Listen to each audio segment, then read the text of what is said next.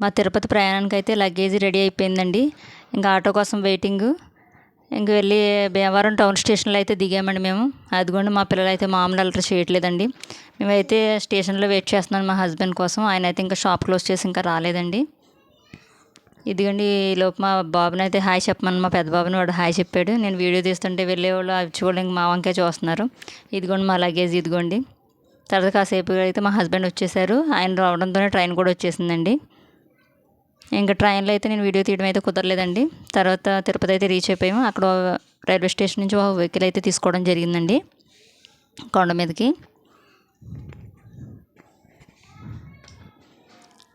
ఇదిగోండి. తర్వాత ఒక చోట అయితే ఆపారండి, చెక్కింగ్ అయి చేశారు. తర్వాత మళ్ళీ కొండ మీదకి ప్రయాణం అయితే స్టార్ట్ చేసామండి. చూడండి అసలు ఆ కొండలు ఆ చెట్లు ఎంత అందంగా ఉన్నాయి చూడండి. అసలని ఎంతసేపు చూసినా తనివి తీరదండి మనకి, అంత అందంగా ఉన్నాయండి అసలు ఆ కొండలు ఆ చెట్లు కూడాని.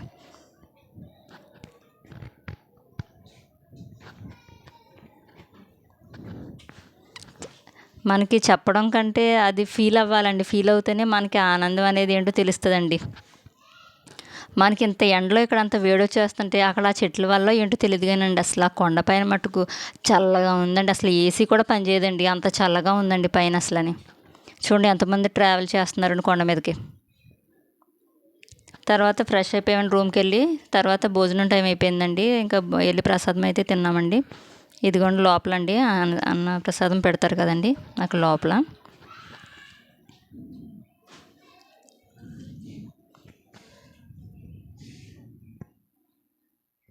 మాకైతే నెక్స్ట్ డే వచ్చిందండి దర్శనం.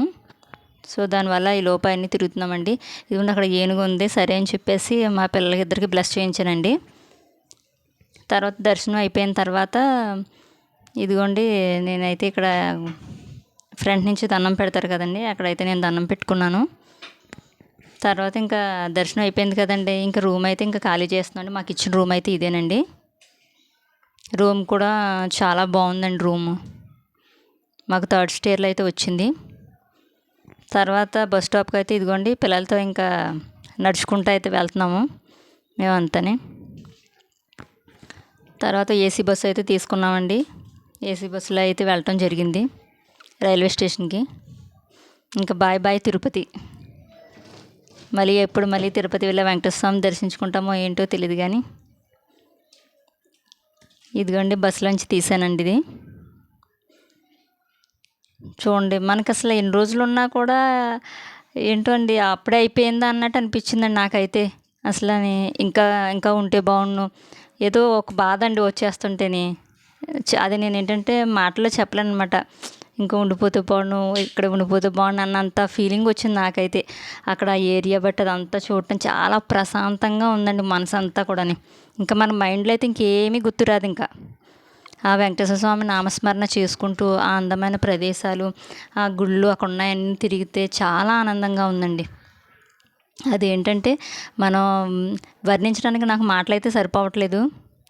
అక్కడ వెళ్ళాలి, అక్కడ ఏంటంటే ఫీల్ అవ్వాలండి, మనకు మనమే ఫీల్ అవ్వాలి. అదిగోండి నడకదారిలో నడిచే వాళ్ళండి వస్తున్నారు కదండి. అదిగోండి ఎక్కడ చూసినా గోవింద గోవింద గోవింద నమో వెంకటేశాయ అనే ఒక నామస్మరణ ఇప్పటికీ నా చెవుల్లో అదే మారుమోగుతుందండి. వెంకటేశాయ వెంకటేశాయ నమో వెంకటేశాయ గోవింద గోవింద గోవింద అని. అది కూడా నడక మార్గం అండి అది. చూడండి చెట్లు అవి ఎంత అందంగా ఉన్నాయి చూడండి అసలు. నేను పెద్ద తిరుపతి అండి 6 ఇయర్స్ 7 ఇయర్స్ అప్పుడు అండి మా డాడీ అయితే తీసుకొచ్చారండి, అప్పుడు రావడమేనండి. మళ్ళీ ఇప్పుడు పెళ్ళి 2 పిల్లలు పుట్టాక నా మొక్క అయితే తీర్చుకోవడానికి అయితే ఇప్పుడు వచ్చానండి. నేనైతే గృహం గురించి అయితే నేను మొక్కుకున్నానండి. దాని గురించి అయితే నేను వచ్చి అయితే నా మొక్క అయితే నేను తీర్చుకున్నానండి. మళ్ళీ ఎప్పుడు వస్తానో ఏంటో, మళ్ళీ ఆ స్వామివారిని ఎప్పుడు దర్శించుకుంటానో ఏంటో తెలియదండి. అంతా వెంకటేశ్వర స్వామి దయ అండి. ఇంకా చూడండి అసలు ఎంత అందంగా ఉందో చూడండి, చాలా బాగుందండి. మా బాబు అయితే మధ్యలో అయితే ఏడ్చేసాడు ఫోన్ ఇవ్వమని. తర్వాత కొండ కిందకి అయితే వచ్చేసామండి. ఇదిగోండి ఇదంతా కూడా కొండ కిందేనండి. ఇప్పుడైతే రైల్వే స్టేషన్కి అయితే వెళ్తున్నాము.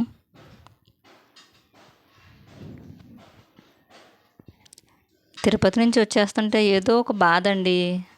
అయ్యో వెళ్ళిపోతున్నానా అనేసి అదో బాధ ఏంటో తెలియదు అసలు. అదొక ఫీల్ అండి అసలని.